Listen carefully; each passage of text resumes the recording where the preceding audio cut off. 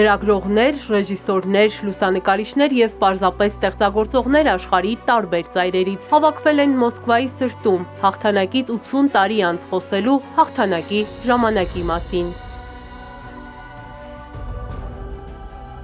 Մեծ էկրանին կենտրոն հեռուստաընկերության նախագիծն է հաղթանակի ժամանակը։ Գագիկ Ծառուկյան հիմնադրամի միջոցներով ստեղծված այս հաղորդաշարն ամիսներ շարունակ գրավեց ոչ միայն Հայաստանի, այլև արբանյակային հեռարձակմամբ մեզ հետևող միլիոնավոր հեռուստադիտողներին։ Արժանացավ նաև մշակութային երկխոսություն ֆորումի հատուկ ուշադրությանն ու բարձր գնահատականին։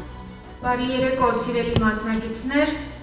Меня зовут Մարիամ։ Իմ անունը Մարիամ է, ես մեծ հպարտությամբ այսօր ներկայացնում եմ հաղթանակի ժամանակ հեռուստանախագիծը, որն ամիսներ շարունակ ցուցադրվեց կենտրոն հեռուստաընկերությամբ Գագիկ Ծառուկյան բարեգործական հիմնադրամի շնորհիվ։ Մեզ համար հաղթանակի ժամանակը պարզապես նախագիծ չէ, սա պատմություն է մեծ հաղթանակի մասին։ Սա մեր պատմական ու մշակութային առաքելությունն էր, որ կյանքի կոչեցինք պատվով։ 19-րդ անգամ անցկացվող հավաքն այս տարի յուրահատուկ է, ներկայացված պատմությունները տարբեր երկրներից ֆաշիզմի դեմ հաղթանակի վավերագրություններ են։ Կենտրոն հեռուստաընկերության նախագիծն իրական հերոսությունների, մեր կողքին ապրող մարդկանց ծանր, բայց հաղթանակած ճանապարհի մասին է։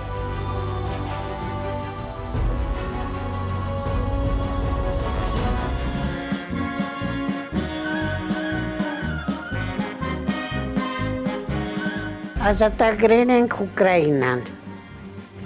ազատագրել ենք Պոլշան, Վենգրիան և հասանք Չեխոսլովակիա։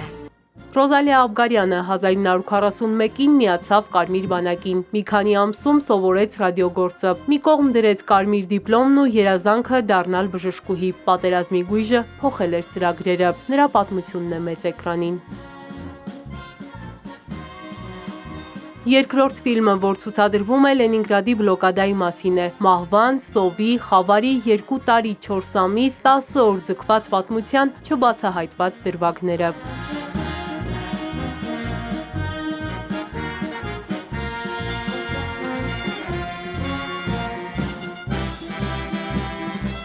Нашей телепередачи «Время Победы», над которой работала целая команда для нас. Նախագծի վրա աշխատել է մի ամբողջ թիմ։ Մենք հատկապես այս օրերին կարևոր ենք համարել շեշտել միասնականության ու ազգերի եղբայրության գաղափարը։ Սա կարմիր թելով անցնում է մեր յուրաքանչյուր թողարկման մեջ։ Կարծում եմ այս հաղթանակը հիմնված է միայն սիրո վրա, հայրենիքի հանդեպ մեծ սիրո։ Սա այն է, ինչ անհրաժեշտ է մեզ նաև այսօր։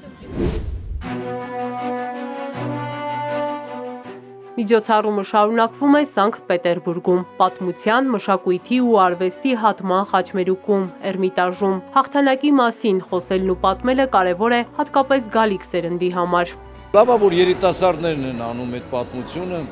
ու լավ է, որ Հայաստանն էլ մասնակցեց իր ծրագրով։ Գիտեք ինչ կա, կարևորն է նա, որ հիշենք այդ պատմությունները ու մարդկային ձևով ներկայացնենք։ Այստեղ մի կարևոր բան կա, ոչ ֆորմալ է պետք անել։ Իրական պատմություն է պետք տալ և անկեղծ է պետք լինել։ Քաղաքական քննարկումներից, հակասություններից, բախումներից այն կողմ երիտասարդները օրեր շարունակ ներկայացրին, խոսեցին ու պատմեցին հաղթանակի մասին։ Սեփական մշակույթը ներկայացրին իրենց բնորոշ լեզվով ու պատկերացումներով։ Էրմինե Ղարիբյան, Սիմիկ Մայիլյան, Էպիկենտրոն։